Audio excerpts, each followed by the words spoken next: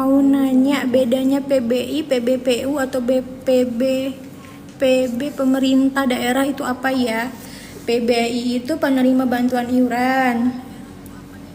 PBPU itu penerima pekerja bukan penerima upah atau BPJS yang mandiri berbayar. PB pemerintah, BP maksudnya ya. BP pemerintah daerah itu apa ya? BP pemerintah daerah itu bukan pekerja pemerintah daerah.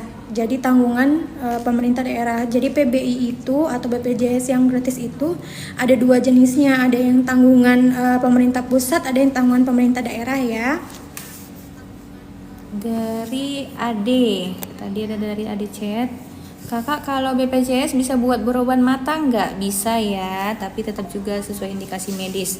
Dan untuk berobat mata ini, apakah memang ada keluhan kondisi kesehatan mata atau hanya mengambil kacamata? Kalau untuk keluhan kacamata, kalau ada keluhan kesehatan, nanti silakan berobat dulu di FKTP untuk dilakukan pemeriksaan dasar ya. Tapi kalau untuk memang mata yang minus, rabunnya minus atau positif itu sesuai alurnya tetap ke FKTP, nanti akan diberikan rujukan ke dokter spesialis mata di rumah sakit. Lalu setelah dilakukan pemeriksaan mata, pasien akan diarahkan ke optik untuk mengambil kacamata sesuai ukurannya sudah diresepkan oleh dokter, seperti itu ya.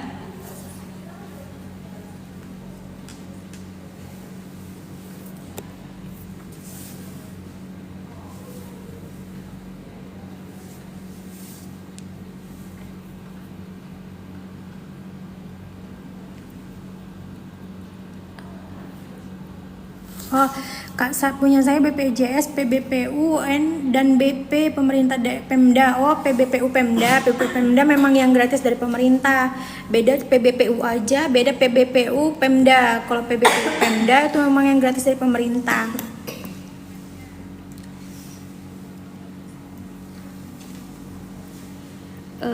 Dari CDP 0403, Kak, kalau ada notif masih dalam masa denda lalu ada rawat inap itu gimana ya? Kalau sudah membayar iuran, pesertanya sudah aktif, ada notif dalam masa denda lalu rawat inap, maka akan dikenakan denda layanan.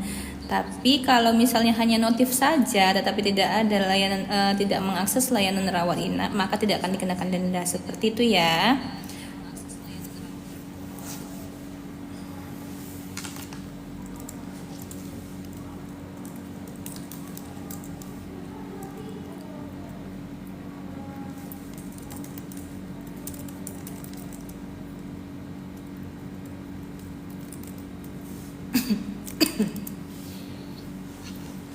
Tolong dijawab, apa bisa melahirkan normal di rumah sakit di cover BP? Jatuh. Maaf. Tolong dijawab, apa bisa melahirkan normal di rumah sakit di cover BPJS? Nih, tolong dijawab, apa bisa melahirkan normal di rumah sakit di cover BPJS? Oke, jadi seperti ini ya Mbak Cece ya. Kalau kita sedang hamil, seperti tadi kami menjelaskan juga, kalau kita sedang hamil itu kita ada namanya pemeriksaan sebelum persalinan itu sebanyak 3 kali, 3 bulan sekali, trimester ya, per trimester itu di FKTP. Jadi saran kami itu tetap harus dilakukan kontrol setiap 3 bulan untuk memastikan apakah pasien bisa melahirkan secara normal atau memang karena ada penyulit harus dilakukan tindakan operasi, seperti itu. Nah, kalau pertanyaan tadi apakah bisa melahirkan normal di rumah sakit di cover BPJS, seperti kami jelaskan sebelumnya, jika atas permintaan sendiri ibu meminta untuk melahirkan normal di rumah sakit itu tidak dijamin. Semuanya kita berdasarkan indikasi medis ya Bu ya, seperti itu. Tapi kalau misalnya memang gawat darurat dan yang terdekat dari tempat tinggalnya jatuh. Oh.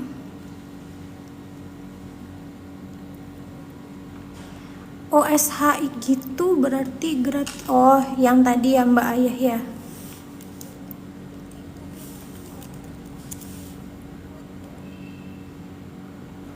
Kak, cara cek jumlah dendanya gimana kalau di aplikasi mobil JKN denda layanan. Jadi apabila peserta baru membayarkan tunggakan selama 45 hari ke depan setelah pembayaran tunggakan ada mengakses layanan rawat inap di rumah sakit, maka akan dikenakan denda layanan. Untuk cara menghitung denda layanannya bagaimana? Nah, kalau misalnya tidak ada rawat inap maka tidak ada dendanya, tapi kalau ada rawat inap nanti dibantu hitung sama rumah sakitnya. Untuk perhitungan denda itu adalah 5% dikali total biaya rumah sakitnya dikali jumlah bulan menunggak ya.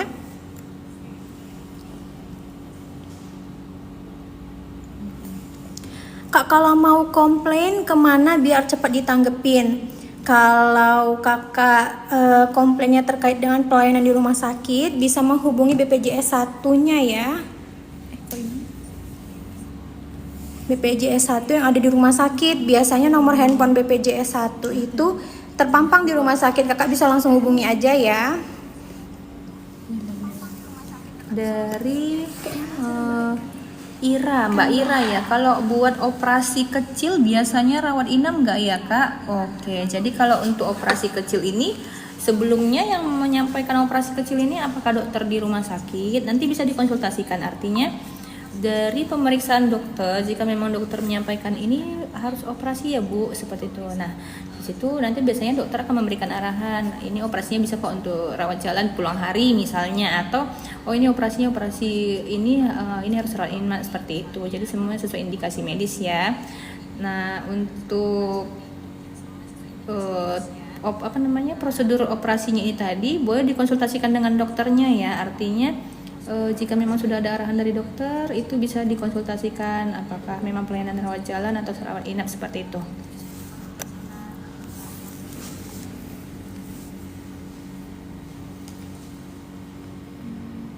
Pembayaran rawat inap langsung ke rumah sakit atau BPJS Kesehatan. Nah, jadi pembayaran denda rawat inap itu bukan langsung ke rumah sakit, bukan langsung ke BPJS Kesehatan. Nanti untuk pembayaran denda rawat inap itu akan diberikan nomor virtual account pembayarannya oleh pihak rumah sakit. Nanti Mbak bisa bayar ke via mobile banking, via kantor pos atau via Alfamart sesuai dengan slip yang ada. Nanti di slip itu ada tata cara pembayarannya kok. Jadi bukan dibayar langsung ke rumah sakit atau ke BPJS ya.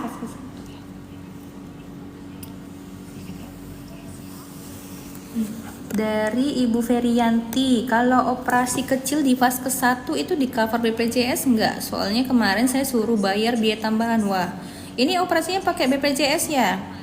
Jadi kalau Ibu tadi sudah melakukan akses di layanan di FKTP, terdaftar Ibu, kemudian dianjurkan untuk operasi dan dilakukan operasi kecil itu di FKTP, tapi diminta biaya tambahan, itu harus dilaporkan ya Bu ya.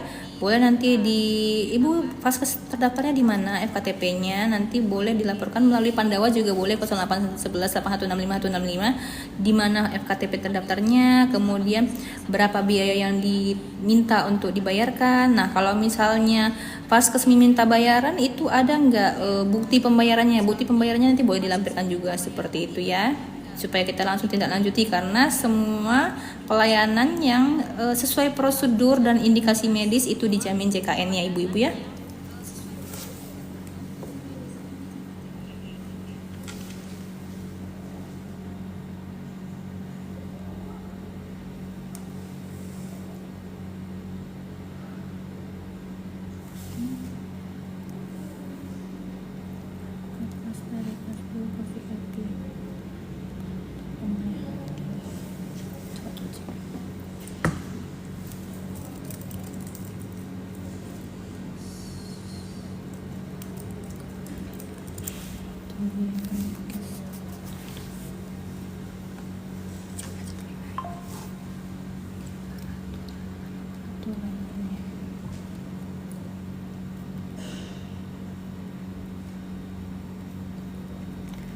Kayaknya banyak yang nanya bagaimana cara mendaftarkan BPJS yang gratis dari pemerintah atau mengalihkan dari BPJS Mandiri ke pemerintah ya kakak ya. Jadi kalau misalnya kakak mau mengalihkan status kepesertaan BPJS-nya yang berbayar menjadi yang tanggungan pemerintah, silahkan melakukan pengajuannya ke Dinas Kesehatan atau Dinas Sosial terkait. Nah, setiap daerah kan regulasinya beda-beda. Jadi kakak-kakak bisa cari tahu infonya dulu ke kantor kelurahan setempat ya, atau kantor desa setempat untuk mengetahui bagaimana alur di daerahnya masing-masing.